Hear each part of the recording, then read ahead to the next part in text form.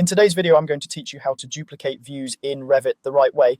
Duplicating views is a quick way to create alternate versions of your floor plans, sections, elevations, or any other view without changing the model itself. It's perfect for producing a clean documentation set, creating a working view, or preparing a view with different annotations for presentation. Start by looking in the project browser.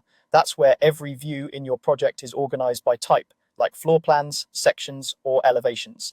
Expand the category you need and locate the specific view you want to copy.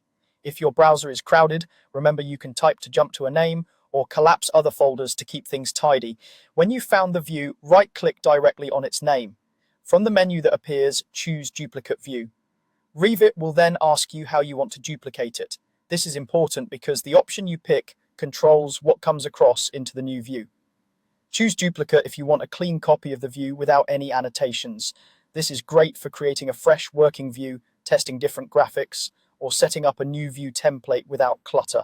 Choose Duplicate with detailing if you want everything you've already added, annotations, dimensions, text notes, tags, and detail items to come along. Use this when you're creating a second sheet-ready version of a plan or section and you don't want to redo your detailing. Choose Duplicate as dependent if you need multiple coordinated views that stay linked.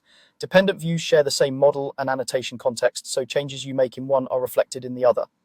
This is especially helpful when you need to split a large plan across sheets with matching annotations and identical visibility settings.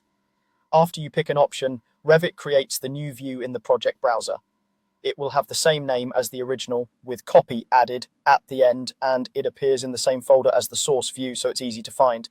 To keep everything organized, rename the duplicated view, right-click the new view, choose rename, and give it a clear descriptive title. For example, add working as sheeted or level 1 north wing, so you'll recognize it at a glance.